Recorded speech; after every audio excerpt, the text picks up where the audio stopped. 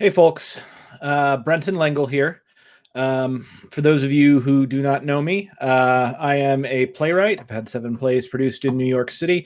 I am also the author of a Snow White Zombie Apocalypse comic series, which has been nominated for 2 Ringo Awards. And I am an anarchist. Done a lot of debates on modern day debate. Most recently, I debated professor and philosopher David D. Friedman, the son of Milton Friedman, and I felt like I was very, very strong in that debate, and a lot of other people have said so as well. And also, I've got a debate coming up with Armin of Atheist Republic on faith, and that's coming up this Monday. To tell you the truth, I wasn't planning to stream tonight. I was planning to finish watching Cobra Kai with my wife, Cobra Kai season 2, because I talk a lot about martial arts, and I thought that might be a good thing to go over with you guys. But certain events have kind of forced my hand. And that, of course, is the death of Justice Ruth Bader Ginsburg of the Supreme Court of the United States, which is a huge blow. I always hate it when somebody's died and like the first thing we think is, how does this affect me? You know, because at the end of the day, yes, she was an icon and she was a very important person in the government, but she was more than that, a person with a family. And, I feel like we should not forget the individual. When we talk about these very large issues. But with somebody like Ruth Bader Ginsburg, RGB, or RBG, like, it's inevitable because ultimately she occupied both a symbolic role as like the Supreme Court justice that the liberals knew would always be there for them, until she wasn't. But also, not only did she occupy, that position, but she also was like, excuse me, she also maintained something close to a balance on the court. Now, the conservatives already took over the court by getting Kavanaugh on. They already had a majority. So, I don't know how much this actually changes anything in the short term. We'll see if Trump is able to put someone in her place or not. I hope that the Democrats learn to have a spine and find a way to block it, especially if it means breaking rules. But I also know that Democrats are kind of apple polishing, process obsessed doofuses that would really rather see this country fall to fascism than break a rule, because that's just who they are, like, as a party. They care more about protocol than justice. And they tend to care more about projecting their own kind of virtues and values than actually making sure that they protect people from, monsters like Trump, best example. However, I'm not as worried about this as people might imagine that I would be. And there's a couple reasons why. The first thing that they may overturn Roe v. Wade. I don't think they would have time to do it before the election, but getting RGB off the court, and this is going to be red meat for Trump's thing. He's going to try his best. Like, he doesn't care about abortion. Trump has probably personally financed more abortions than the average pro-life person can imagine. But he does care about staying president.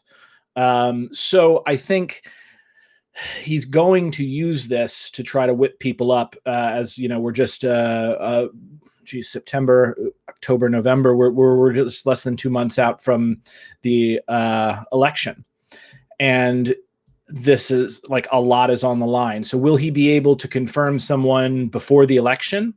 Who knows? I think if the Democrats do pull out all stops to actually try and stop him, we may see that happen. But as for if they can stop him like the Republicans stopped Obama, that'll be tough to see because, again, they don't have the majority that the Republicans did. And unlike the Republicans, the Democrats are not all lockstep with each other. So even if Trump loses the election, he may be able to appoint someone else, for a lifetime onto the court. Now, do I think this means that they will overturn Roe v. Wade? Well, they're going to talk about it, certainly. Will they actually? Hey, Munda, good to see you. Peace to you too. They'll talk about overturning Roe v. Wade. They'll bring it up, but I don't think they want to actually overturn Roe v. Wade. For one thing, none of the higher up, it's not a popular thing with the ruling class and the people that give them money. There aren't a lot of really wealthy people that are super pro-life. So that's not so much the issue with it. What's most useful to them about the pro-life, pro-choice debate is to have the debate so that they can use that controversy to whip up people, because it's essentially something that no matter what happens with Roe v. Wade, no matter what happens with regard to abortion, nothing effectively changes for the people they care about. Certain Christian groups and pro-life people may be happier that suddenly women who get abortions are thrown in jail. But I feel like Brenton, you're the inspiration for my new favorite. Yeah.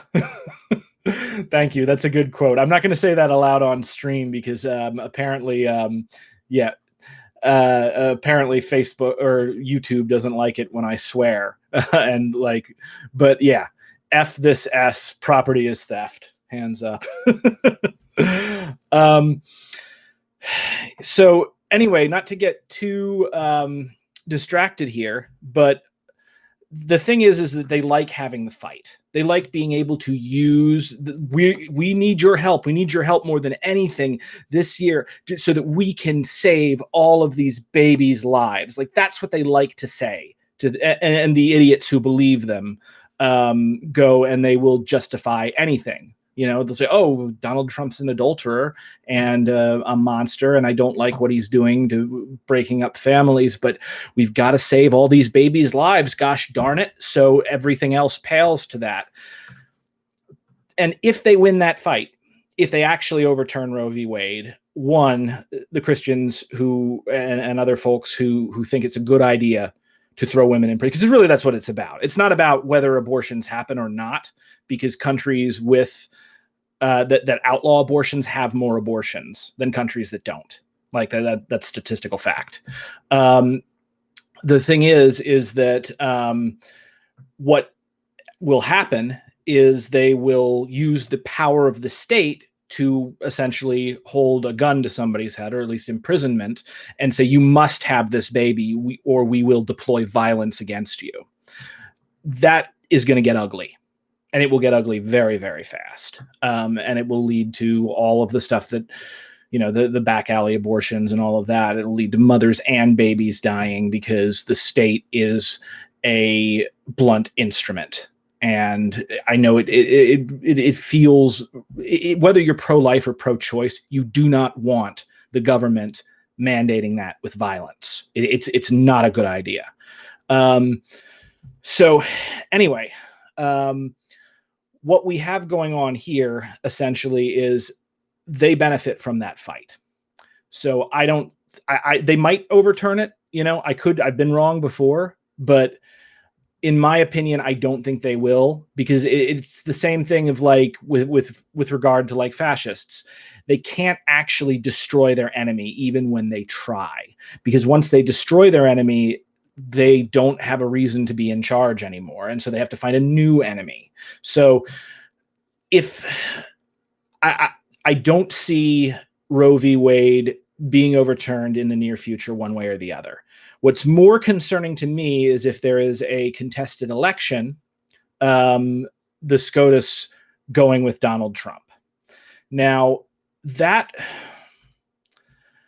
I'm really not sure how that would actually shake out, because somebody like Kavanaugh, for instance, he's been a Republican operative for a really long time. And I don't know if he's necessarily loyal to Trump. He may actually really resent the advice Trump gave him when he was fighting for the appointment. So as far as like, will they side with Trump? I don't know. I mean, the Supreme Court was the reason we got Bush instead of Gore. I don't know if that would have made a huge difference come 9/11, but we might be in a better situation with regard to climate change if we'd had Gore instead of Bush. But like, I would say the things to really focus on now is to really treat this kind of as like a come to Jesus moment, you know, if I may use the term, and realize just how broken our system is. American Marxist. So will Trump have time to replace this justice with his own pick? Democrats are kind of spineless, and I don't see them refusing to do a pick like the Republicans did. Yeah, I'm with you. I don't know if he's going to have time before the election, but even if he loses, he may have time to get an appointee in towards the end. Of course, if he loses the election and he stays out, he may just not care. I mean, Trump, like one of the reasons, you know, Venezuela was not invaded is Trump, it was hard. And like he couldn't get like an immediate win. So, you know, if you put serious roadblocks in Trump's way, Trump is going to fold because he's lazy, you know, and doesn't really know how to work. Conservative judges are really corporate judges. The majority of conservative courts ruling are pro-corporation. Yeah, I think that's entirely, and we could see further erosion of workers' rights as a result of this.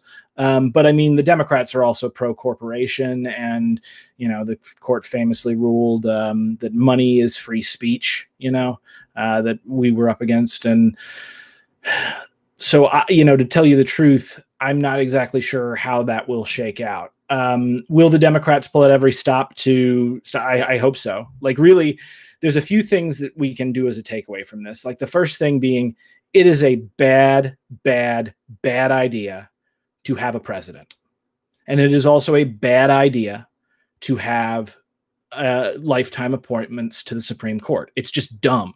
Like, I know why they do it. Like, everybody loves to get together and have this fight every 4 years and waste all this time and money and effort to elect a mascot for the country.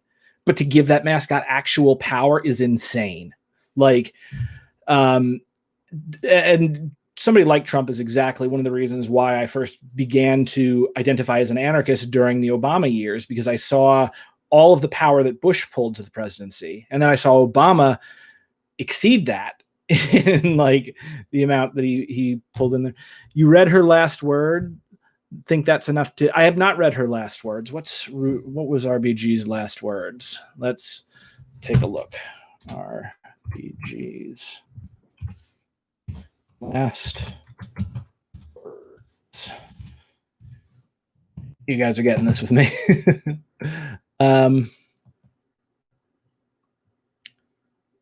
Let's take a look here. Her last words: "My most fervent wish is that I will not be replaced until a new president is installed." Yeah, that's not going to stop Donald Trump. He hates RBG, and all of the Republicans hate her. And yeah, they're not going to respect that. And if you think Trump or anyone has any respect for the dead or anything like that, yeah, you're unfortunately way too naive.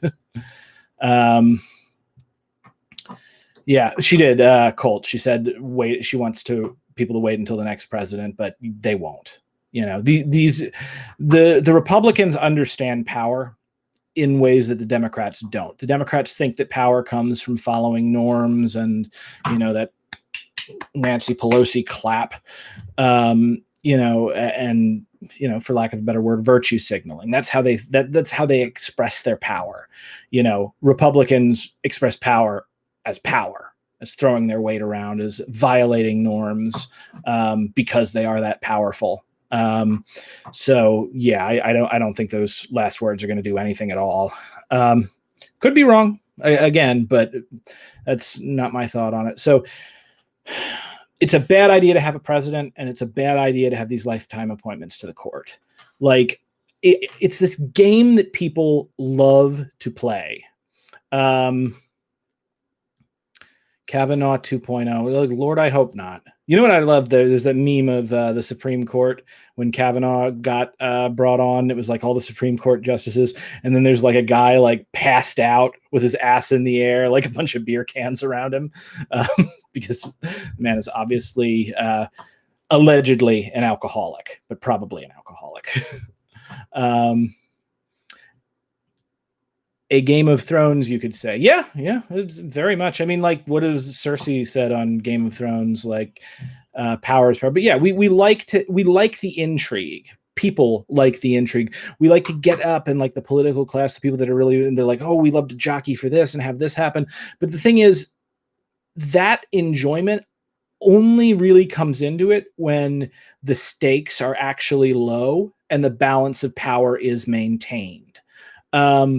Whereas once the balance of power shifts and the stakes become really high, if the Republicans are an insane cult, for instance, centered around a sundowning game show host who is slowly, not quickly enough, dying of Alzheimer's, the same thing that took his father.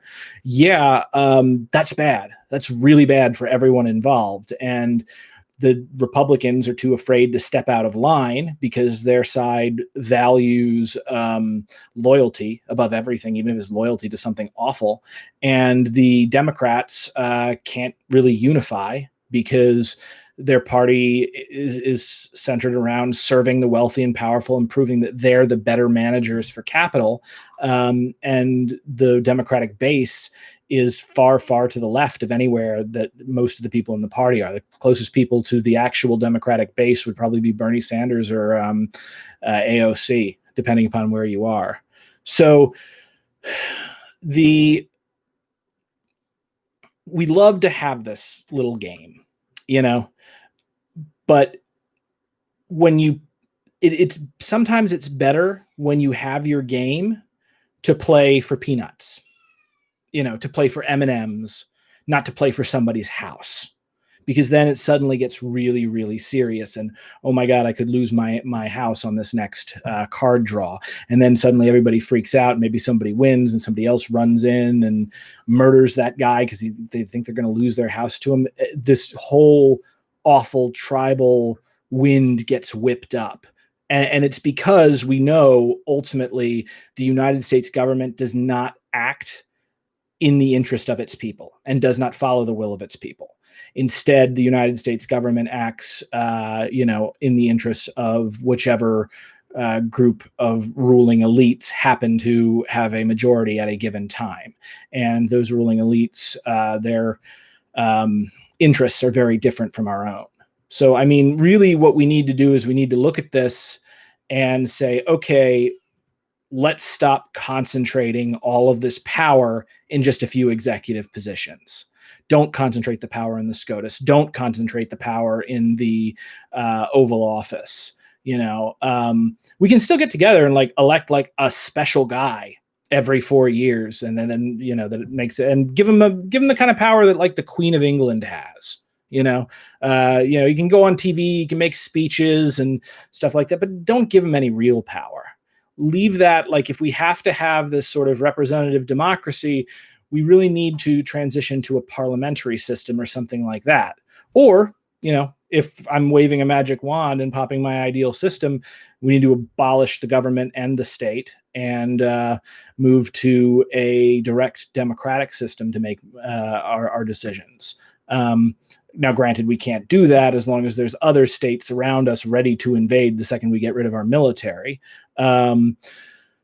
So, you know, again, it takes a magic wand or some new kind of technology to actually bring about that state of affairs. And that's kind of like, people think that governments change based upon people's ideas. Like, we were all sitting there in the Middle Ages and, we were living through absolute monarchy and feudalism.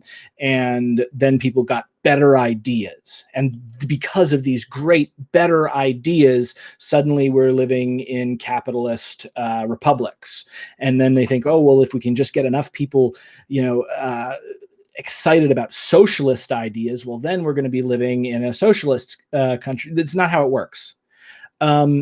Politics, especially major shifts in political structures, like worldwide political structures, occur as a result of big changes in material conditions.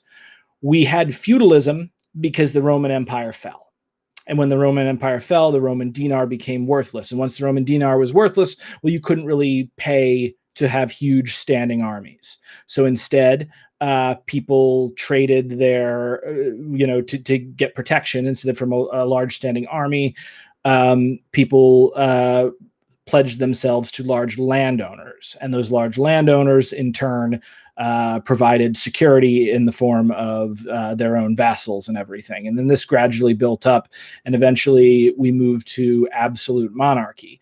And the thing that really ended like absolute monarchy and moved us into like the modern nation state was really the invention of the canon and the furthering of like the canon really was what ended feudalism. And then absolute monarchy, like as these armies grew, what they found that they needed was they needed a large population with a tax base that they could pull from in order to invest in military weapons. And once they had the weapons that they needed to have in the large standing military and they had it paid, then they could, go out and continue to have these state structures. And, we have the modern world that we have right now with the modern nation state and nationalism. Also, this is another reason why nationalism is garbage and made up, because none of these people considered themselves a nation until they were forced to by the military and by the tax base and by the state. And it's that feeling of nationalism was built up by having people who considered themselves separate groups of people serving in the military together. Or serving in the police force together. So anyway, so like if we were to have some sort of shift to a anarchist model, that couldn't come about unless one of two things happened, or preferably both at once. One, there is some technology that makes nuclear weapons and large organized armies obsolete, which could come along. Some sort of EMP technology that could disable the launches, but then you'd also need something that could make it so attacking people with a big army was not a viable strategy. Once that happens, I could see a withering away of the state because people would stop doing it because it's not doing what it was supposed to do anymore. I mean, it's never done what it's supposed to do, but you know what I mean. It's not useful for conquering or for preserving property anymore. That's what will cause people to stop doing it. It won't be everyone suddenly deciding they're anarchists. So it's either that or like a more or less simultaneous world revolution in every country. But the point is that both the incentive and the ability to build these large, violent institutions has to be taken away before we're going to stop doing it. Because if there is an incentive and great rewards to be had for building a state, people are going to do that. So in kind of a long drawn out way, that's big in theory, and we need to come back to like what's going on right now with the loss of Ruth Bader Ginsberg. We need to treat this as a come to Jesus moment. We need to make sure that if we ever get control of these democratic institutions again, and we never totally had control, but as much control as we used to, we need to get rid of these huge concentrations of power. Because when you create a position like a president or a Supreme Court justice, you run the risk that position will be occupied by someone who's evil.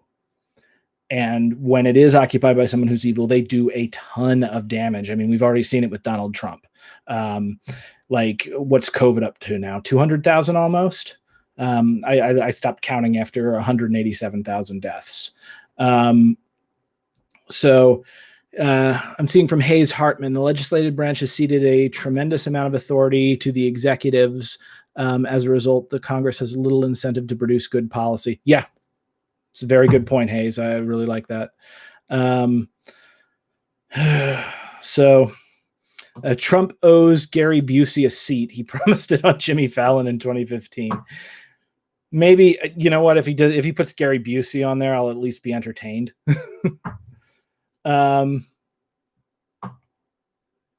If Obama did off Scalia, that's probably the only thing I would. There's no way Obama offed Scalia.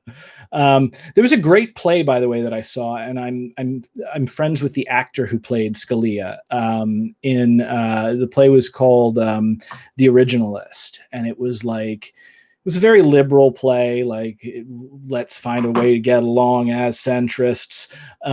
But it did do a good job of looking into the figure of Antonin Scalia. And the actor who portrayed him is really good. His name's Edward Giroux. If you get a chance to see that play, see it. The amount of liberal bullshit in it is unpalpable, but it's still a good play. I can hear Mark Tan, I can hear all my conservatives singing "Ding Dong, the Witch is Dead." Yeah. There's something, I did a stream on tribalism and political tribalism, and you shouldn't celebrate somebody's death. You really shouldn't. I mean, there's a few people who probably deserve it. Margaret Thatcher, Adolf Hitler. When Donald Trump goes, I will celebrate. But beyond that, people get really swept up in this and they kind of forget that it's a person. 3 months of riots, looting, and burning in brush fires set by Okay, so first off, the brush fires were not set by BLM. The brush fires were set by people doing gender reveal parties, because Americans can't have a party without blowing things up. Second of all, I would not be surprised if a lot of those fires and looting were created by infiltrators. We had infiltrators at Occupy Wall Street, both coming from conservative groups and coming from the police, and they constantly tried to talk people into doing violence so that they could use it for propaganda and get people hurt. So, don't think that anytime you see violence on the street, it's coming from Antifa or that it's coming from BLM or looters. It may, but the fact is that riots and protests can be chaotic, and that once you have the presence of people who are working specifically to make things as bad as possible, professional infiltrators or just crazy people, it can really get up in arms.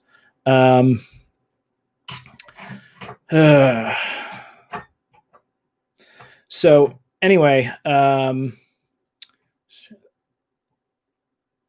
Joe Rogan shared that fake news on, I think, his podcast. I think is what he apologized for. I'm not sure what things. Celebrating John McCain's death. John McCain, you should listen to, there's an episode of a great podcast called The Dollop on John McCain's life.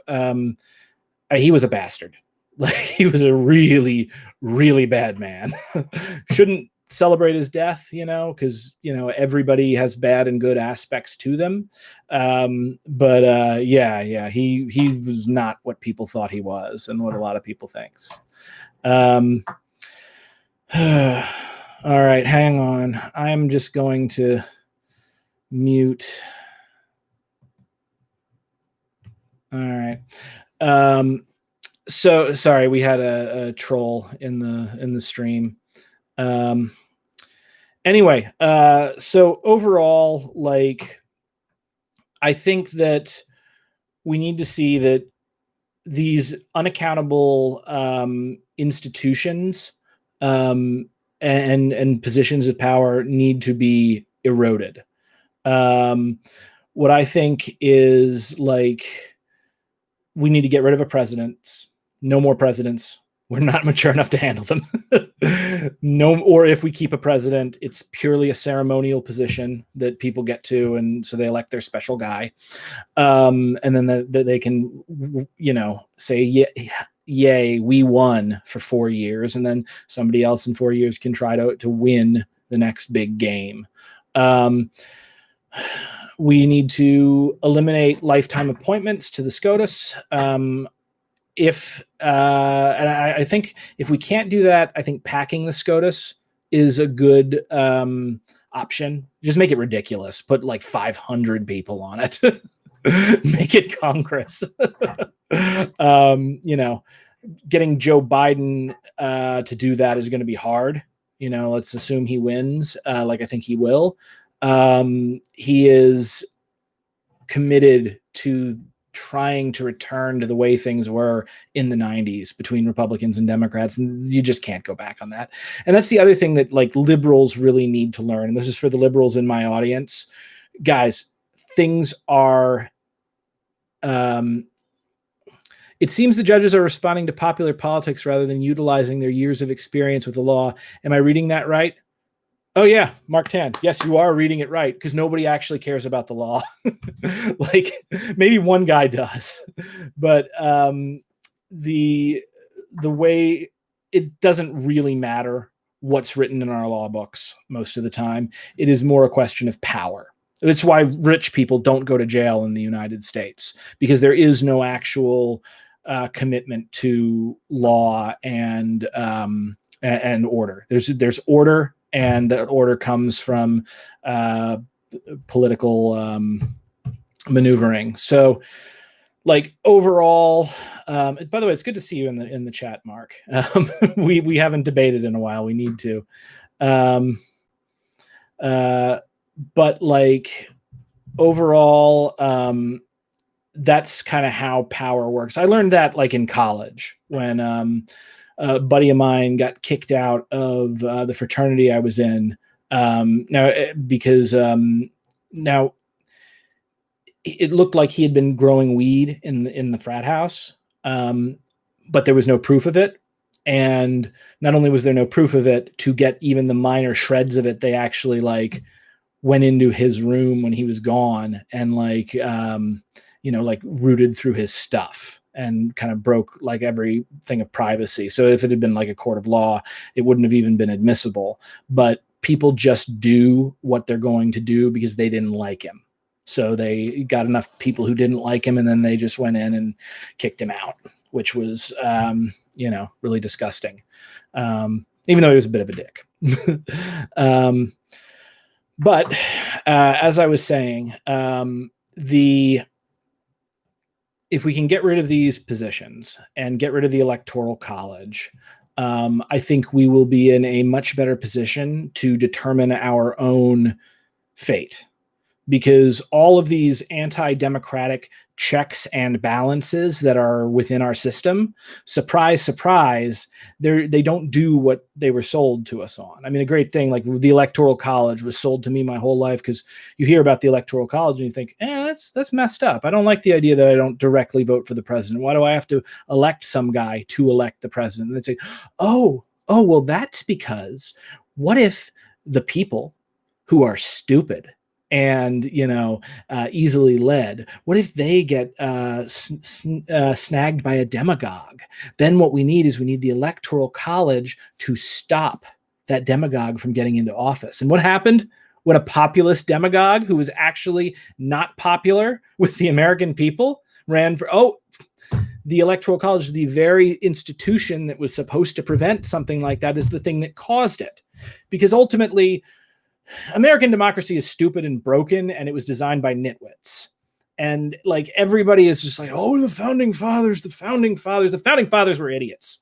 Like there's a few exceptions, I liked Hamilton. I like the play, not the man. Kind of like Aaron Burr a little more than Hamilton.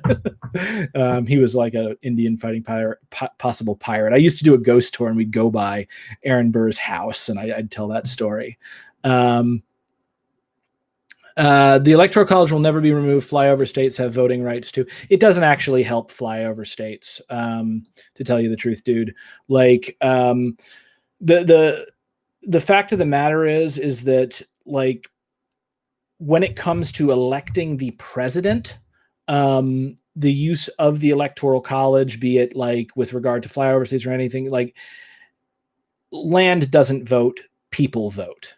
And the idea that somebody in a certain area should have more of a larger vote for president than people who don't live in that area, like that's ridiculous. One man, one vote. But also remember, the flyover states don't actually get power from this thing. They may have an inordinate amount of power related to the election of the president of the United States, but the president of the United States is not accountable to those flyover states, nor are they really accountable to anyone except for their major funders. So, what are you going to do? It's an illusion of power anyway. Like really the election that we do every 4 years it's like the kid in like with the plastic steering wheel in the car. You don't actually have control. But yeah, I think the Electoral College needs to be done away with. The presidency needs to be done away with. Lifetime appointments on the SCOTUS need to be done away with. Or if not done away with, let's just pack the SCOTUS and make it ridiculous. What I really want to see happen is we need to see the power of this country, the political power, returned to the hands of the actual people in this country. And that's what's going to help the flyover states way more than being able to choose between one of two pre-chosen mascots, So overall, that's kind of my thought on it. American made. Voting for judges makes judges political. Judges are already political. Like, dude, of course judges are political. Yeah, judges have always been political. They shouldn't be political, but should is a dangerous word. Overall, I really think the Democrats need to realize, and the liberals in this country, and I am not a liberal, but the liberals in this country need to realize, said kind of contradictory to the independence of the courts, might as well be cronyism like here in Malaysia. Yeah, I mean, it is cronyism, Mark. What the liberals in this country need to realize, what the Democrats, what the enlightened centrists, the people that thought Bernie Sanders was too radical and they wanted Joe Biden in because he does a good Clint Eastwood impression, when the actual Clint Eastwood is shilling for the Republicans, they need to wake up, and they need to realize that time does not go backwards. And this country is never going to return to a state of normalcy. Not once you let a quasi-fascist like Trump into the office. It's just never coming back. Sorry. I know you want that back, but coming from a Buddhist, that is Mara. That's Tanha, clinging. You think you can turn back you can't stop the clock. You can't turn back the clock. And the fact is that the election of Donald Trump was the wheels coming off the car that is the United States government. And as our empire continues to decline, and as our institutions continue to fail us and fall apart, we need to either repair them or build new ones. So, we've got the possibility of building dual power. If we had a decently organized anarchist or union movement in the country, that could be effective. The closest thing that I saw was the movement behind Bernie Sanders. That was something that we haven't seen since like Eugene v. Debs. And I think if Bernie Sanders indeed, if those people don't, if the wildlings don't, okay, so like in Game of Thrones, one of the things, and this was an example of very bad writing because they had it, but they didn't make it clear to either Jon Snow or the audience for no reason. Like Stannis was there and he was saying after he captured Mance Rayder, the king beyond the wall, and he was like, you need to bend the knee to me. And he's like, Mance Rayder's like, we don't kneel. And he's like, well, I'm going to kill you if you don't. And he's like, I don't want to die, but we don't kneel. And what he was trying to get across to John in that scene was that if he kneels, the confederation that he built falls apart because the wildlings don't have the same kind of respect for authority that the Southern Lords in Westeros have. It's one of the things I really like about the wildlings. So Electoral College started when some 15 to 20% of the country population lived in cities. Today it's closer to 80%. Yeah, exactly. The Electoral College is freaking stupid. And it's really dangerous, because again, there's no reason why you can't directly vote for president. it makes intuitive sense.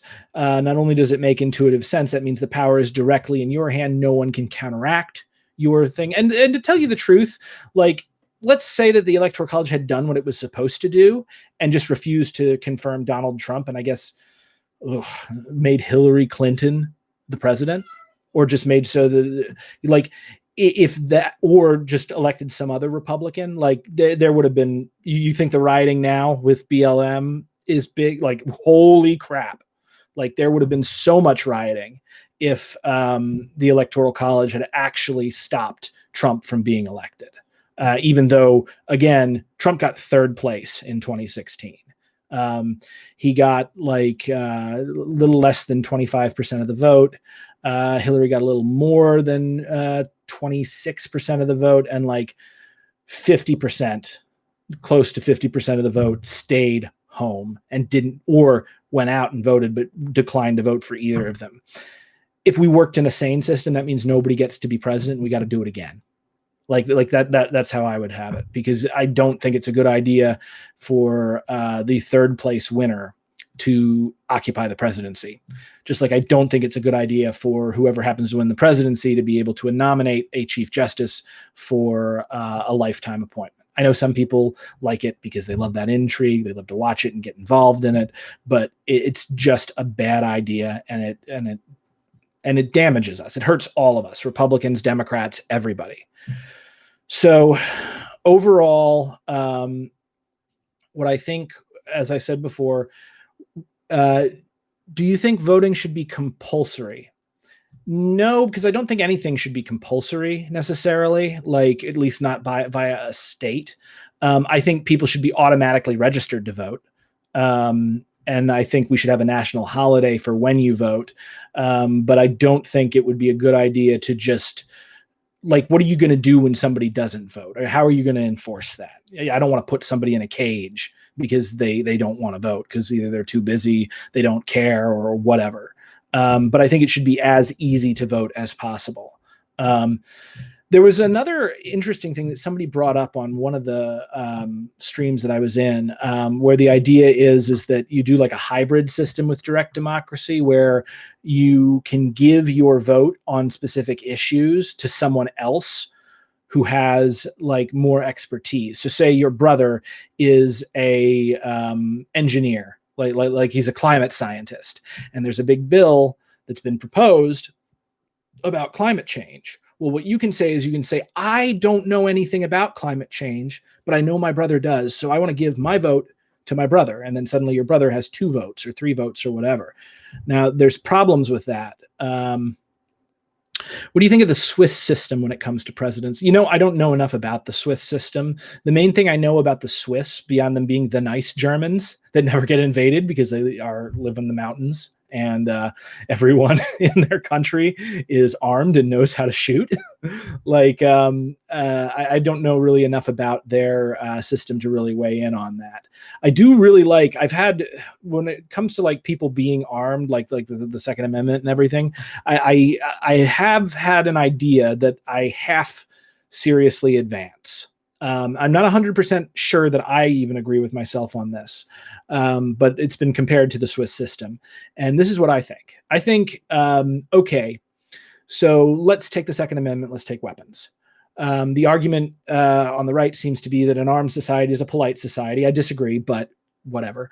But also that guns can be used to protect us, and to also protect us from a dangerous, tyrannical government. There's some merit in that argument.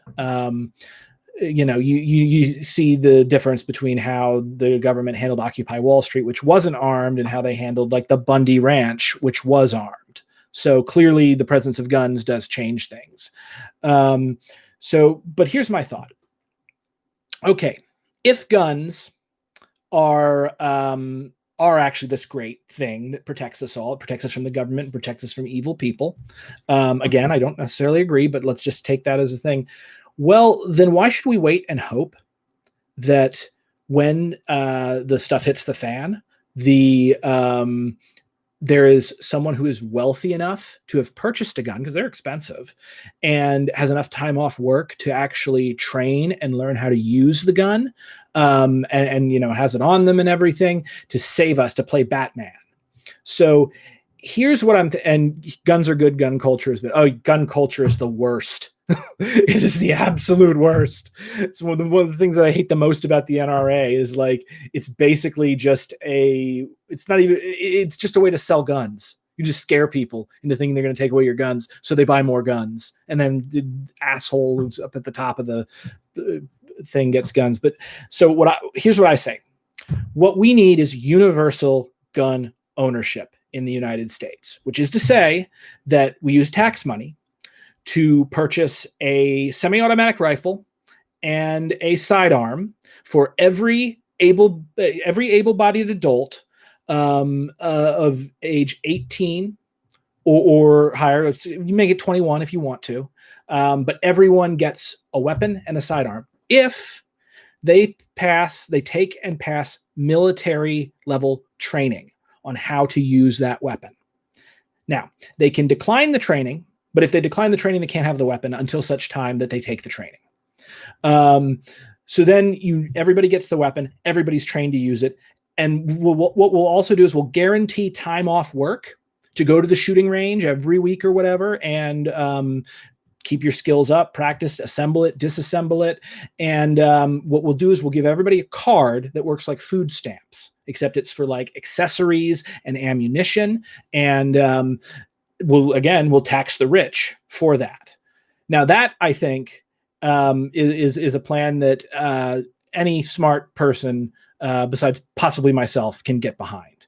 And if you find yourself enraged by that plan for one reason or another, if you're on the right or the left, you're going to have to realize that what you're mad about isn't actually the gun itself. If you're on the right and you're enraged about it, well, really, you just don't want rich people to pay a little bit more, because clearly guns are great. So why don't we just like make sure everybody has them? Or you're afraid of like dangerous minorities getting weapons, which was, of course, why the first gun bans were enacted. And then you're just a racist idiot and nobody likes you anyway. And then if you're on the left, there are two valid arguments against this idea that I've come up with.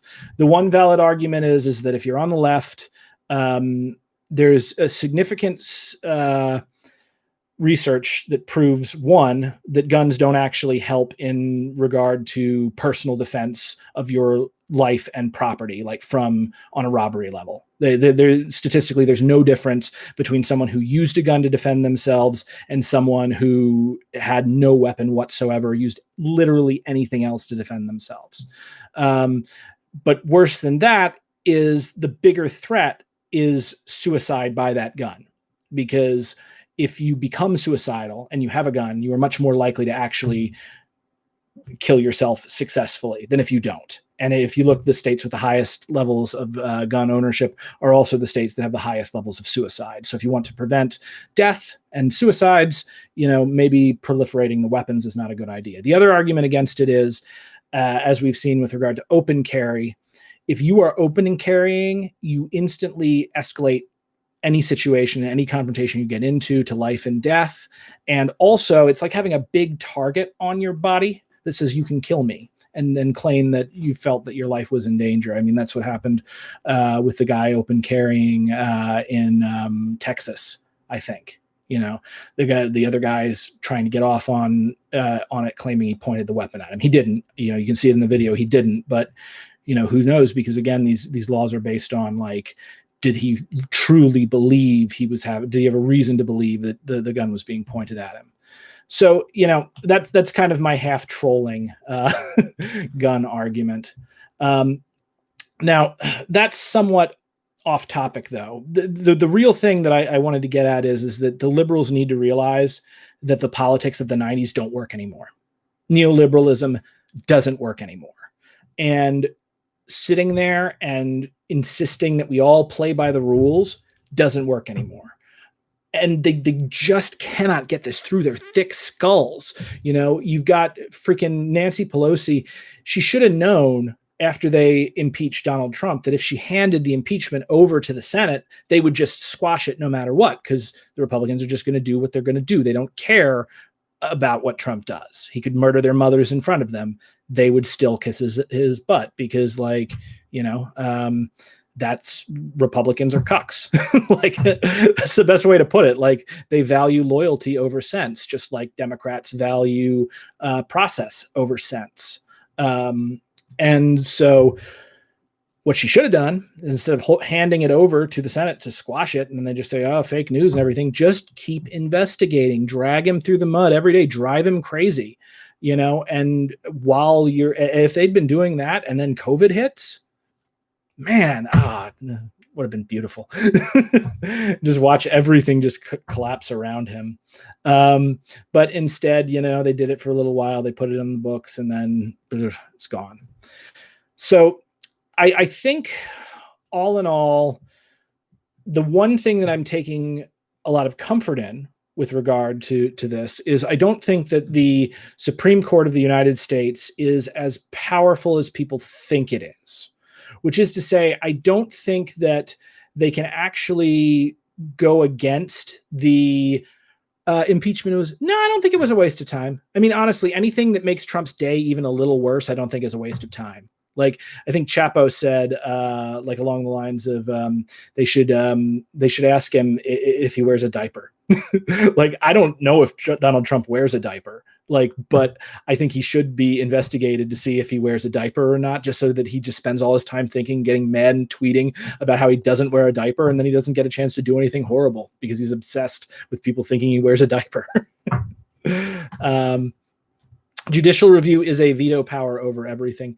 Yeah, it is. But, you notice the way SCOTUS seems to act, because it's like they said in Game of Thrones, power is an illusion. It's a shadow on the wall. The Republicans time and again thought that they were going to overturn Roe v. Wade. And they've gotten their majorities before. And then the person gets in and, oh no, they're not doing what the Republicans thought they were going to do. Oh, they've gone rogue. They always do that. And it's because, like, ultimately people are people, and we have these institutions to try to direct the people's will and to direct popular, but it's not really about what the law says or what the institution has or who has what power. It is about where the actual political power rests in society. The sort of power behind the throne. Where are you from, bud? New York. But I'm from all over. I was a military brat. It was just a distraction. It wasted AOC and others' time from campaigning for Bernie. Honestly, I don't think it did much against the Bernie campaign. And, if they were able to really efficiently shut down the Bernie campaign, sadly. And I don't think any more campaigning from AOC would have changed anything. The fact is that they still had a stranglehold over the traditional levers in the Democratic Party.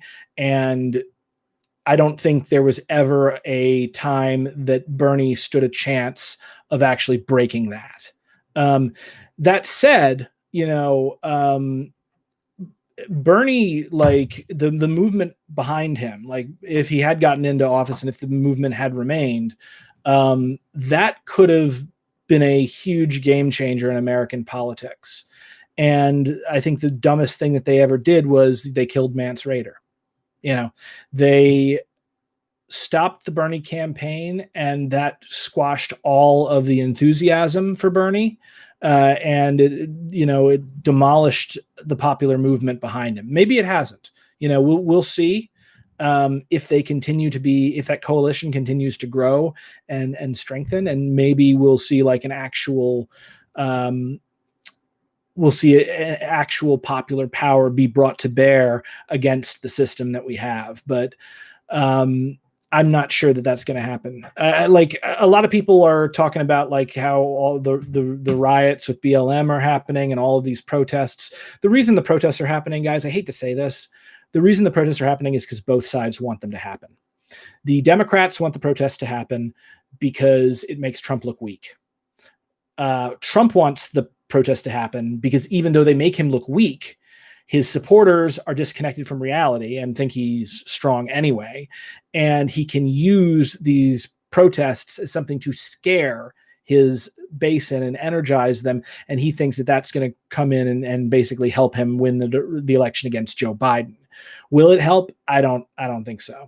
The issue then will be how much is he going to lose by? And if they can use SCOTUS to steal the election, or if he is going to be able to follow Roger Stone's advice and just declare martial law. And, at that point, the United States of America is over if he successfully does it.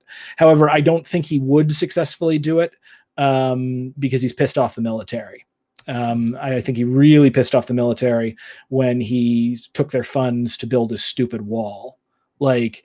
And you can see that he's pissed off the military because the high-ranking generals that were working with him, all of them have left.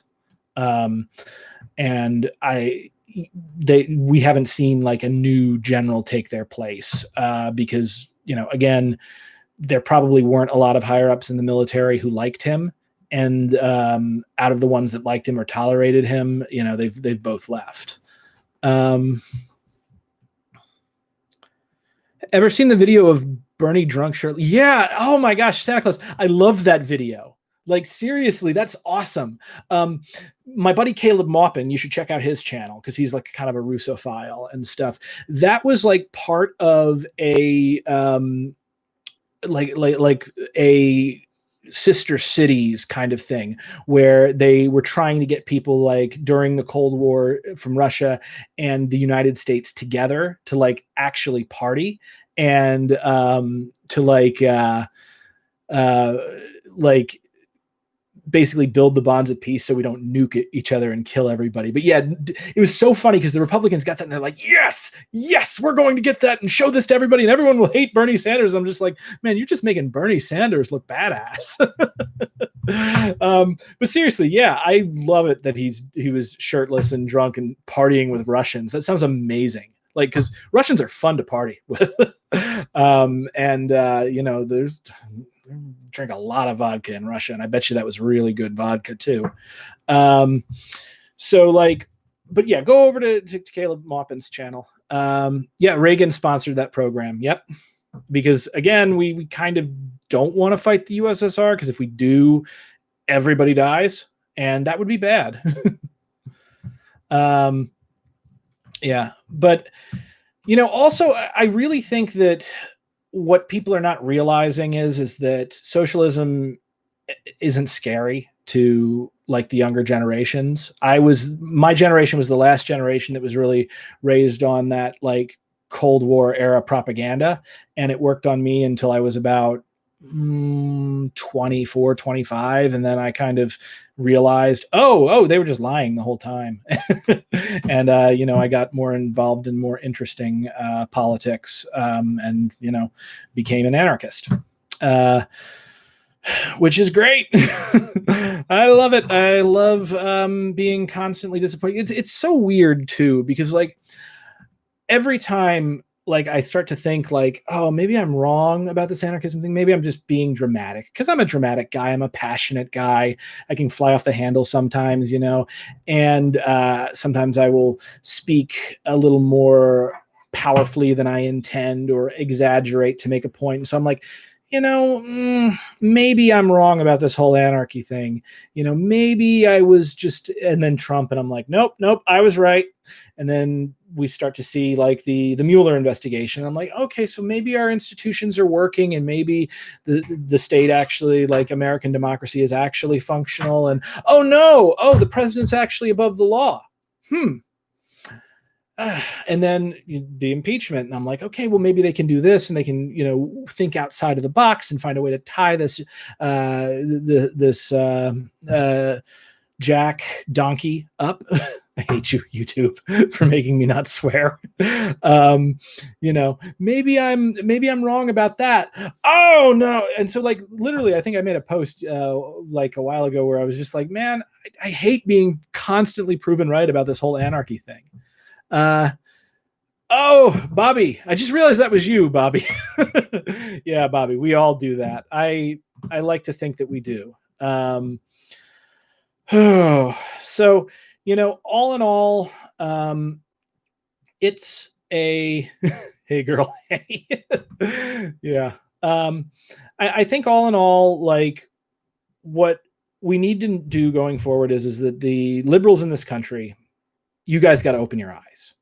You've got to wake up, because if you don't wake up and realize that the Republicans haven't been playing by the rules for a really long time, and you are under no obligation to play by the rules, and the rules are stupid anyway. And the Republicans, I'm going to say the same thing to the Republicans. Wake up. You're being played. You're being played by people who wouldn't spit on you if you were dying of thirst in the desert. Like Donald Trump, he's not going to overturn Roe v. Wade. He doesn't care about fetuses. He doesn't care about Jesus. He doesn't care about like traditional values. He only cares about himself and his own power and his own self-aggrandizement because his daddy didn't love him. That's really what it comes down to. And what's messed up about like that's why he's constantly running around like searching out like the next thing that will bring him respect, because he thinks that will fill that empty hole inside him. Our institutions, reinvent them for gutter grown. I agree that our institutions are really broken. The thing is, though, is as much as I would, if it were just my decision to make, break them, replace them. But it's not just my decision to make. And I think as much of a good faith effort as possible needs to be made to attempt to salvage them. What's amazing about the United States, and as much as I have profaned the name of the founding fathers, blessed be their name, our great founding fathers, blessed be their name. Like, the thing is that there is something really amazing about George Washington in particular. And it's the very fact that we as a country, like the idiots we were, asked him to be king, and he said no. I think that is one of that's something that, like, for the most part hasn't happened in like the history of the world. And we tried this experiment where we tried to live without a king. And now they're trying to put new kings on the throne because people are stupid and think that they need these people to lead them. When we don't need people to lead us. We can lead ourselves very well. Thank you very much. They asked a ginger to be king. Was Washington really a ginger? You wouldn't know because he wore the wig. By the way, fun fact about the wigs, those came into fashion, I think, because of syphilis. Like people who had, I think it was syphilis or maybe it was some other STD, they would get lesions on their skulls. And so to cover up the lesions, they all put on those big wigs, and then it just sort of caught on. But it was STDs is the reason the founding fathers wore wigs. The founding fathers clearly didn't know. You're right. They didn't know about the military industrial complex because such a thing is insane to them. It's not part of it. It's like that thing where, there were the comic where it's like the founding fathers and guys like, each state gets 2 senators and so many Congress people, and we'll just do that for every state. And it's like, okay, well, what if like so many million people live in California? Spits out tea prepared by a slave. How many people live in what? Yeah, syphilis. Thank you. Yeah, the source from syphilis. So, like, I feel like overall, hopefully we are not in need of a second American Revolution, because those things usually don't go well. And a lot of innocent people get hurt in the crossfire. And I would like to see us resolve this problem without descending into the kind of chaos that comes with a revolution. Like, Bobby and me, do you like Vaush? Personally, yes. Vaush, I've seen some of his content. He's been kind of a dick to my friend Caleb. Caleb was kind of a dick to him before, so it's kind of back and forth and silly, petty bullshit. But Vaush, I've liked his takes sometimes. I think sometimes he's too much in debate mode, and like I've had a conversation with him. Like I tried to have a conversation with him, and it was like he couldn't come out of debate mode. And granted, there was an audience there and all of that, and this is his job. But it would have been nice to like have a discussion as opposed to getting roped into a debate for no reason. Let's see. I got some more comments here. Vaush is pretty much a mixed bag. Yeah, I think so. You know what? I will tell you though, he's been pretty cool to me. We occasionally message each other on Discord. And I sent him the debate that I did with David D. Friedman. You can have a carnation revolution like in Portugal and no one needs to die. That's what I want. Absolutely. Thank you, Buzz. They just need to march and say it's over. Yeah. You get 1 million, honestly, you get an actual 1 million people to march into the White House and tell Donald Trump it's over. Yeah, it's over. Hey, Donald Trump is a ghetto trick. I welcome into the chat thing. Jason and Ruhi is an interesting man. Yeah, he is interesting. We were friends on Facebook for a very brief period. Me and Jason, Marxist Maoist Rebel News or whatever his thing is. But like, we didn't really interact very much. I forget how we became friends. And then, because I've never met him in real life. And then I disagreed with him on some vague point of like doctrine. He just immediately blocked me. Like, it wasn't even like a big fight or anything. It was just like, he said something in like somebody else's thread. And I said, well, it's not exactly correct. And boom, blocked. So yeah.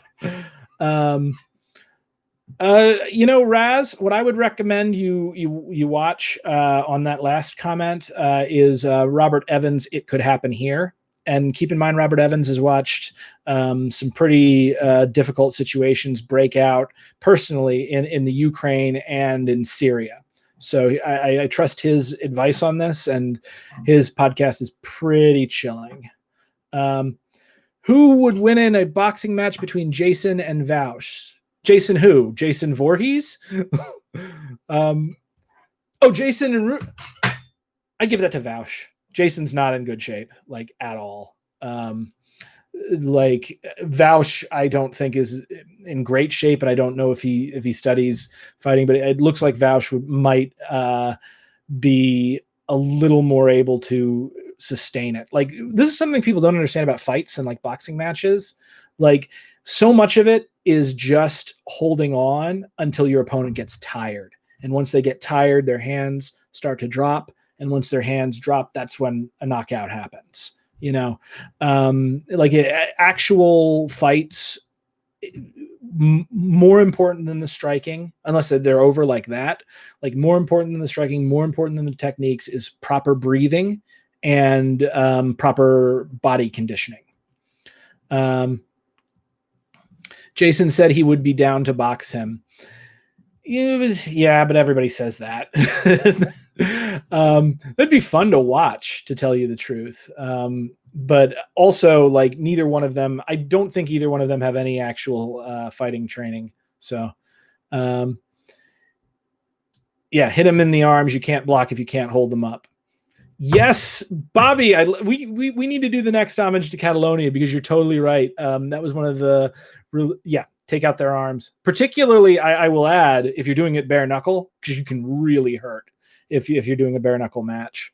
But I can't call him Vaush. Vaush and not Vaush. Vaush. I don't know. It's all I think of is Vash the Stampede from Trigun with regard to that. So this is kind of turning into a bit of a Q&A here right now. What do you guys have? This is so far. This is what I have had to say on our Ruth Bader Ginsburg. Does anybody have any specific questions about my views on that, or heck, anything at this point? Like, what are you guys thinking with regard to this? What does it mean for you all? In fact, Bobby, I'd love to get a comment from you on this. Like, with her passing, what is that? What is next, in your opinion? My opinion is liberals need to wake up. Things are never going back the way that they were before, and stop acting like, your virtue signaling is and process is power. It's not power. Power is power. And Republicans, wake up. You are being played, and you're never going to get what you want. You're being played by a narcissistic sociopath. Decades of rebuilding. Yeah. BT Inc. don't think Roe v. Wade will ever be repealed. I agree. I said that actually earlier, BT Incorporated. I don't think that, I think the fact that abortion is something for us to fight over is more valuable to the people in power than winning that war. And also, come on. Donald Trump has paid for more abortions than you've had birthdays. Allegedly, but come on, he did. Politics is a knife fight in a septic tank, and it's filling. Yeah, that's what it is. I don't know. I can only hope that enough Republican senators will reject the appointment. I wouldn't hold out hope on that. They have proven that they value loyalty, and they're in lockstep with him, and especially over something like this, it's red meat to their people. I think it's simply a loss. No lessons will be learned. Only some power will be lost to the left. Yeah, though also the left doesn't really have any power. We've got more power than we've ever had before in American history, at least since the McCarthyism destroyed the left. The thing is that Ruth Bader Ginsburg was not the left. She was a centrist, and the thing is that the centrists right now, the problem we have right now is that the Republicans are controlled by a bunch of insane fascists, and the Democrats are controlled by a bunch of deluded centrists, and the left has a little bit of a foothold in there, but at least we're not taking over the party anytime soon. And we're not going to be able to build a party that can fight them. So we've got to look for other tactics, movement building, dual power, building our own institutions, going around them, putting extrajudicial force on them through, street actions. Like that kind of stuff, I think, is where the left can shine, when we stop waiting to be given permission and we stop waiting for a savior, because no savior's coming. This is not the movies. No one's going to swoop in and save us. Like, we have to fix this. And by we, I don't just mean the left. I mean the American people in general, because again, the right wingers are going to suffer from this just as much as the left wingers. And yeah, I would agree. She did represent some of our interests, so you are totally right, Disentropic. Some senators already have, which is why I'm not as worried as many. Oh, so they've said they'll reject any Donald Trump appointment. Maybe his power has been waning due to COVID, to tell you the truth.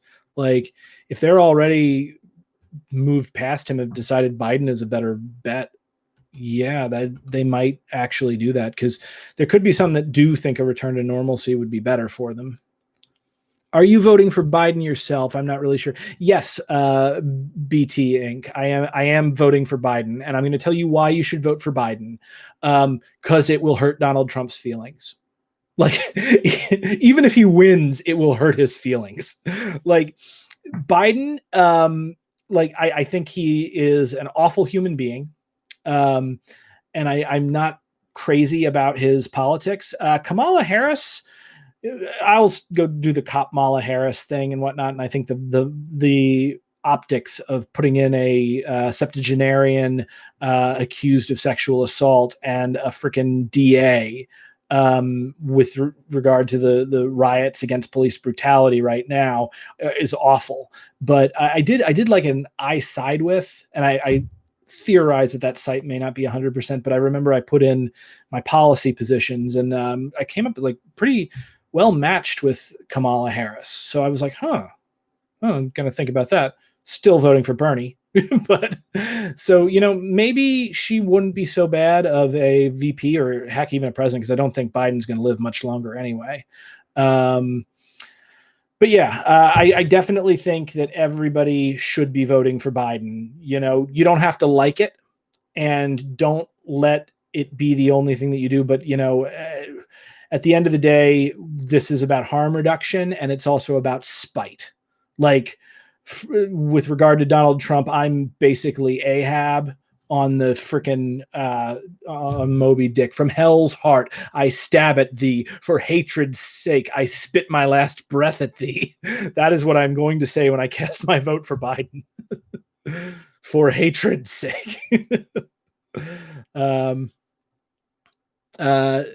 Plus, there is a decent chance that he will kick the bucket. And honestly, I don't think he'll be a particularly strong president, even if he does, which means there's a reasonable chance that a decent amount of pressure could be applied to him from the Bernie camp. Like, I watched him debate Bernie, and actually, like, if I could trust him, which I don't, his policies, didn't seem that bad in the debate. But of course, he was lying about a lot of stuff. Yeah, Biden definitely can't. I think Kanye will crush Kamala.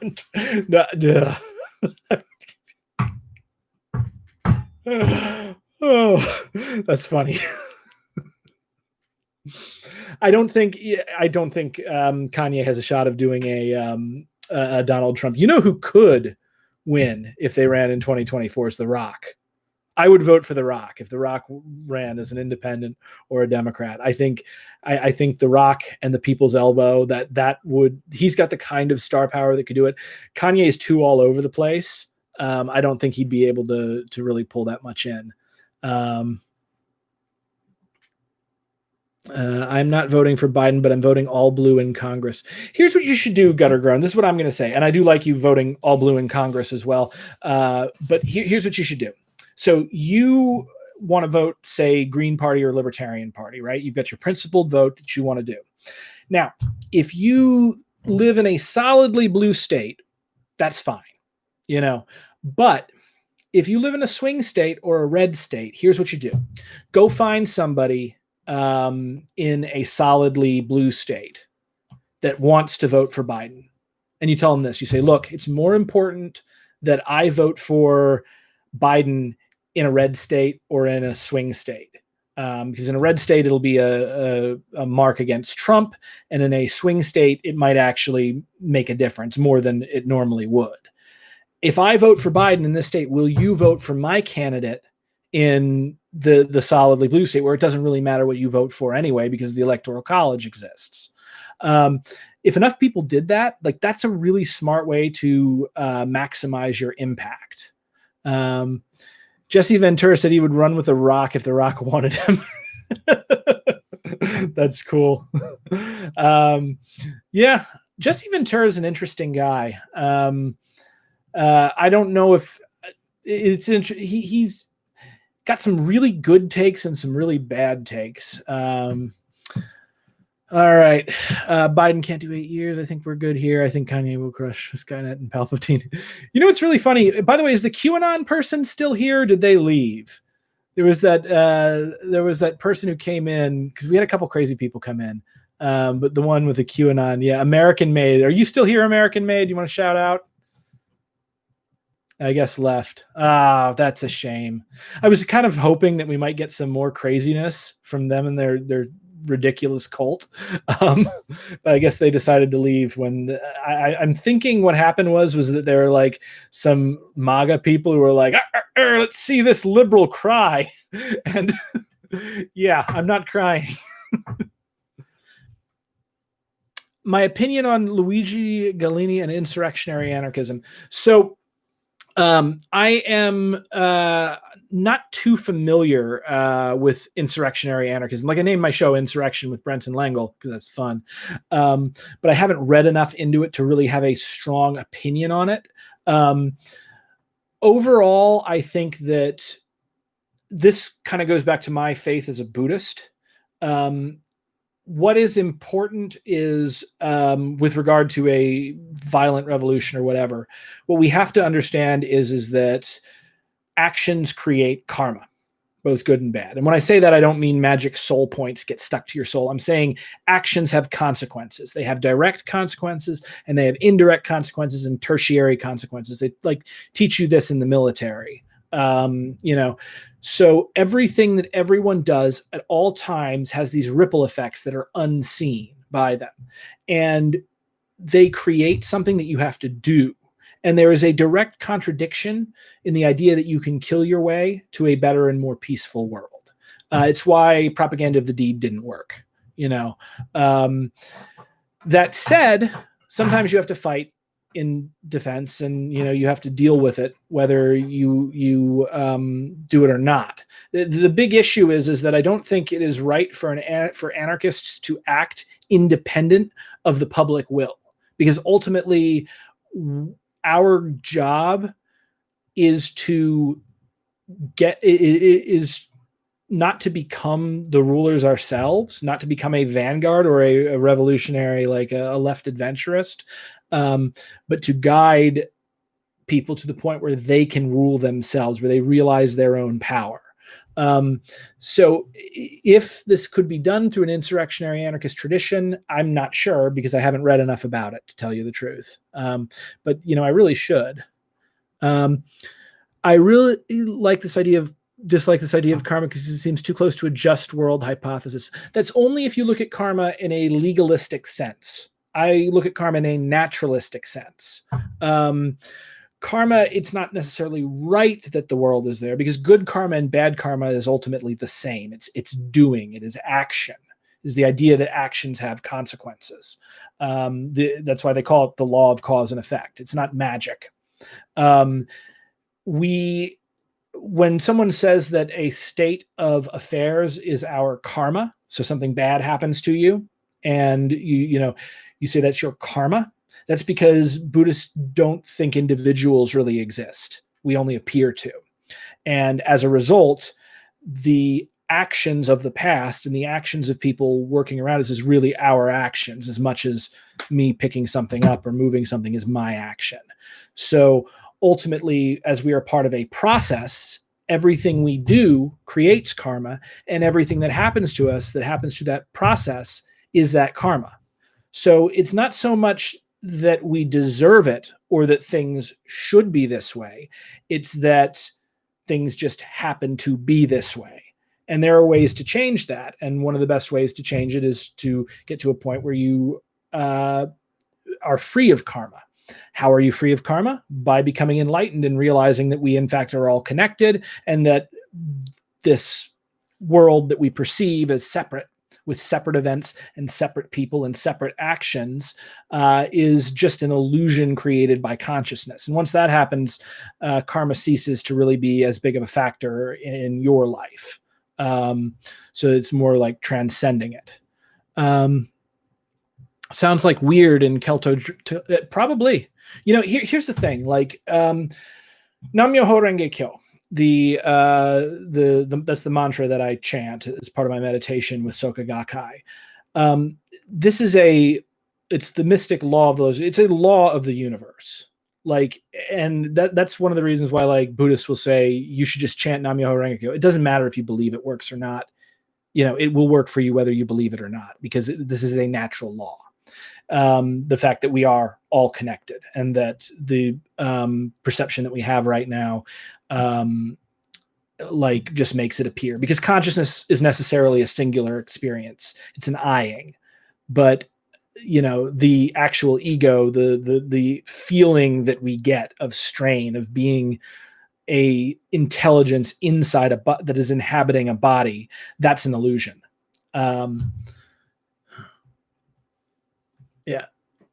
Would you say rape victims aren't free from karma? I mean, everyone is both free from karma and not like, if you are raped, like, again, as someone did that, and there are no individuals. So in a way that is your doing, not your as an individual, but there is a culture, for instance, rape culture, that informs people that this is an acceptable thing to do, which is a result of bad karma. And so bad things happen, you know? So to be free from that, to be is to, again, transcend it. You don't want to, if something bad happened to you in the past, you've got to deal with it and overcome it and refuse to be defeated by it. So like the really awful things that happen within life, we can't, as individuals, can't control whether or not that stuff happens to us for the most part, and it's not our fault. The only thing we can control is how we react to it and whether we let that define us or not. So if someone allows the rape that they went through to define the rest of their life for them, then they are being affected by karma. And just the same way as if someone, like, I was assaulted. I was beaten in the face with a pistol, blood running down my face, and they stole some money from me. And I had like some PTSD for a few months after that. But like now it doesn't affect me as much. Now there's other traumas that I had in my past that do affect me, nothing like sexual assault. Oh yeah. Yeah. Wait, why was I assaulted? It was either a gang initiation or someone just trying to steal from me. This you see this painting over here, the one with the white face and the red marks on it. I painted that about a week after I got assaulted. I was outside. I was going to college. I was next to a white picket fence outside my girlfriend's apartment complex, digging in my car for a copy of Equilibrium. It was 2007, maybe. No, before that even. And yeah, two guys came around the corner in hoods, and I got a bad feeling, but I ignored it. And then one of them smacked my car with something, ran around, and hit me right in the face with something. And I'm like breaking it down. I'd done a lot of martial arts then, so I knew how to take a hit. It hit me 2 or 3 times with this weapon. And I was like, okay, this guy's hit me 3 times. I'm not down. Time to kick his ass. And, I curled my hand into a fist and looked up and saw right down the barrel. And I'm like, oh, that is a gun. New plan.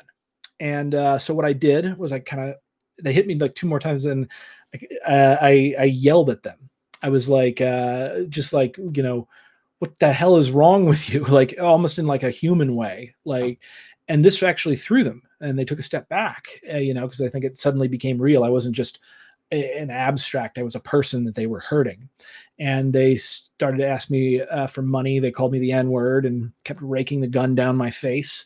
And so now here's the thing. I had like $460 cash in my pocket because my roommate paid his rent and he paid it in cash. And so, if I pull out my wallet, they're just going to take it. So I put my hand up like this, and I took 2 fingers and reached down into my pocket and just grabbed the tips of some bills, and they got away with a 20. Yeah, I mean, they could have killed me if that had been a loaded gun. They could have stolen my car. Like when they hit me, the door was open. I was holding my keys. My keys hit the ground, but they just wanted cash. That's one of the things I always like with a gun for self-defense. The self-defense is not so much about having a weapon, because it wouldn't have helped in that situation. The best thing that I did in that situation was keep my wits about me and think rationally. Yeah, why? You in a gang? No, I'm not in a gang. I've never been robbed because I dressed like a Gambino. Good move. I was dressed like a college kid at the time. Yeah. So yeah, that's a thing that happened to me, and it was traumatic. But I don't let that define me in much the same way that I try, and that's another big part of like my Buddhist practice. What's really interesting, actually, about Buddhism.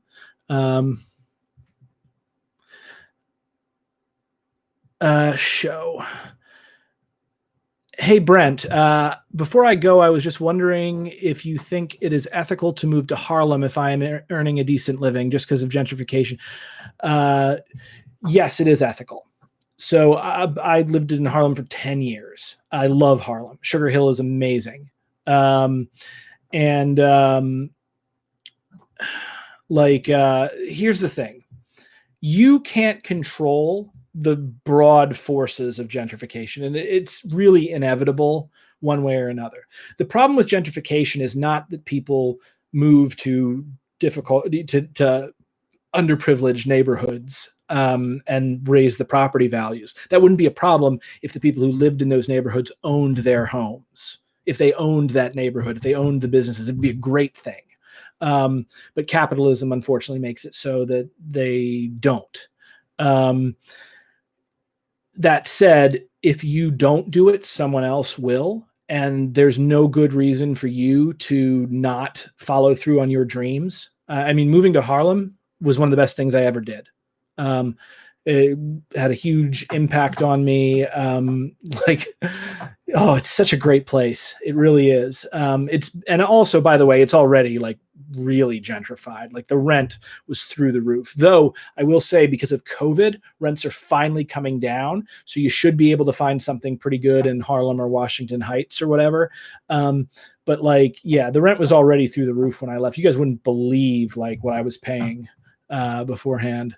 Brooklyn, when I first moved to New York, I looked at Brooklyn and Harlem, and everybody was like, oh, go to Astoria in Queens. And Astoria was too expensive when I came to the city. And Brooklyn was Brooklyn. You can get a little more space in Brooklyn, but landlords didn't pay utilities and the prices were the same. There were some great places in Brooklyn, but yeah, I would say Harlem is really where it's at. Or if not Harlem, you can also look at the South Bronx. That area is like really up and coming. I think in the next 20 years or so, it'll be the next Soho. But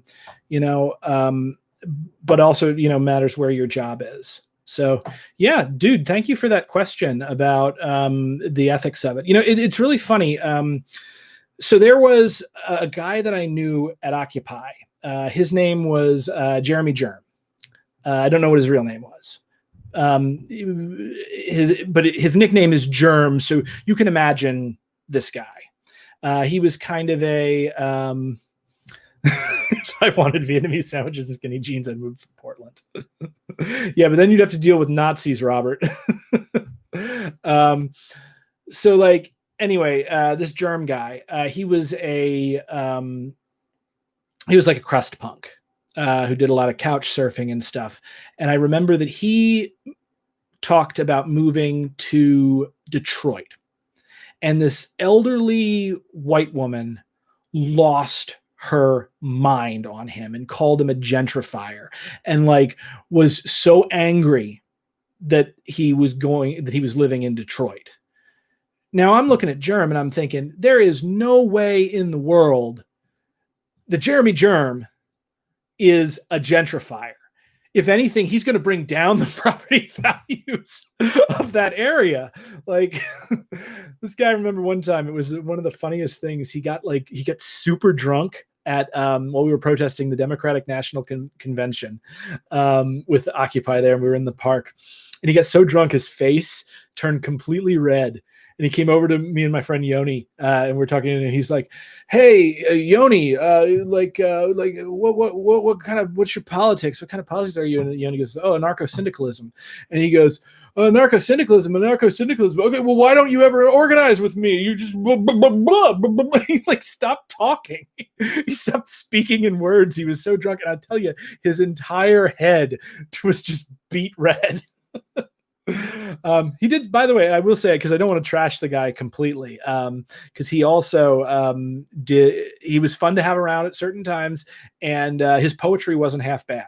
I actually thought his poetry was really good. So Germ, if you do wind up watching this, I am a fan of your poetry, and I do hope that you continue to push that and do that. Have I been paying attention to the Assange trial? It seems almost non-existent in the Yeah, I don't know. I haven't really paid attention to the Assange trial. Julian Assange retweeted a debate that there's a debate that Caleb Maupin debated Augustus Sol Invictus. And if you go to that debate, it was right before Unite the Right, and Augustus said some horribly incriminating things. But if you go to that debate, there is like an hour 36 in, I believe, or maybe 2 hours and 36 in. There's like a Q&A, and I ask Augustus Sol Invictus, noted blood-drinking neo-Nazi, if he's a serial killer to his face. And I do it in like a really funny way. And he came up, he responded, like when he responds, like one of the first things he says is he's like, "Are you a comedian?" And I'm like, "Aha, you knew that was funny." I'm not a comedian. I'm just very good at this. But yeah. So anyway, I forgot what we were talking about with that. Just curious, how are you treated as a white dude in Harlem? I've got family. I don't know what part of Harlem you were in. My neighbors loved me in Harlem. Like, I was always really friendly. I maybe had one bad experience in Harlem. I think like I was treated really well, honestly. I can't recommend it enough. I've always felt safe. There was one time there was a crazy lady that walked past me, and like she clearly like had some schizophrenia issues or something, and I couldn't tell if she was talking to me or herself, but she was like, "I'm gonna break your effing skull." And I was just like, "Yeah, you're definitely going to break my skull. You come to about my waist." I didn't say that, but it didn't bother me. There was another time I heard this elderly black lady like repeating to herself like some really like weird like anti-white things, like they're cave dwellers and stuff, like those weird like Nation of Islam conspiracy theories. That kind of made me feel bad, but I realized it wasn't really about me, and she was more talking to herself, and I don't know what had happened. But those were like the only bad times in like freaking 20 in a decade in Harlem. That was the only time like I ever had even a slight bad time. One of the best experiences in Harlem that I had was I went to, unfortunately the place burned down, but St. Nick's Pub. St. Nick's Pub at like 150th and St. Nick. I went there one time to watch all these old black ladies in there. They had like suits, like pastel suits with like big fun hats and elbow pads, like it was the 80s. And they all congregated at this pub that had originally been owned by the drummer from Duke Ellington. And they like were doing like kind of like an open mic thing where they were all coming up and singing jazz, and they were amazing. And like after that, I walked out, I got some fish and chips from Devon's Fish and Chips, which if you ever get a chance to, I think it's still there. Oh, some best fish and chips you'll admit. And I came around the corner with my friends, and there was this shop that was always closed, and I couldn't figure out what it was. And we like kind of were peering into it because it looked open. And I was like, "What in the world is this? Is this a bar or something?" And a guy comes up behind me and just goes, "Go in." And I'm like, "All right, I'm going to see where this is going." I walk into the building, and it's this tiny building. And it was like the Harlem Tap Collective. And there's this old man, white-haired, tap dancing to jazz at like 1 a.m. And like they were so tickled to have us in there as their audience. They brought us like free wine and stuff, and we just watched. And it was like one of the most amazing, like quintessential New York experiences that somebody can ever have. So yeah, I have so many great memories, and it's so sad that that place burned down. And one of while they were shooting an Edward Norton movie, somehow it caught fire, and one of the firefighters who put it out got killed. Did you do the ear in? No. Yeah, I haven't been to Harlem in 10 years. Dude, Harlem's totally changed. It really has. Like the rents rose 70% in the first 5 years I was there. There was a great comedian, African-American woman. She came to Under St. Mark's Theater in the East Village, where I used to read poetry. And she was doing a stand-up comedy routine about gentrification. She's in a bodega, and she's like, "I knew it. When I saw a tomato in the bodega, I was like, Oh, they're coming. Meaning white people. There are 40 legit Nazbols in the U.S. Yakubian Devil. Yeah, that's the thing. Like the weird stuff. Did you live near Atla Church? I'm not sure. I don't recognize that name, but I lived near some weird churches, so it's very possible that I did. Am I familiar with Max Stirner? Somewhat. I haven't read Max Stirner myself, but a lot of anarchists that I talk to supposedly have read Max Stirner, though I think it's kind of like BreadTube, where like only one or two BreadTubers have actually ever read Kropotkin. I think it's just like American Johnson and maybe one other. So he's very popular, but I think a lot don't know about him. I did watch a great video from the YouTube channel Sisyphus on Max Stirner, and I was surprised kind of about like how tragic his life actually was. I think the best thing about Max Stirner, well, yeah, egos are, yeah, they're very annoying online. I think the best thing about Max Stirner is that cartoon that Engels drew of him where he looks like Vash the Stampede. I think that's one of the reasons why he's still popular to this day. Yeah, but I'm somewhat familiar with Max Stirner. I have issues with egoist philosophy, not because I'm not in favor of individualism or individuality. I'm not in favor of individualism. I think the individual and the collective are ultimately two expressions of the same thing and are thus equal. But I don't believe that the ego actually exists. So an entire philosophy dedicated to the ego doesn't particularly appeal to me. I heard it was drawn by Engels. I'm not sure, but I'm pretty sure that was drawn by Engels. That's been the rumor. Stirner's caricature, yeah. And yeah, he totally looks like Vash the Stampede. If any of you have watched Trigun, go watch Trigun. Anybody got anything else for me while I'm up here? Because if not, I've been at this for a little over an hour and a half. Do we ever just what? By the way, Dickbeard the Merciless, you have the best name. Thoughts on individualist anarchism? Broadly for it. If you're talking about like Benjamin Tucker, I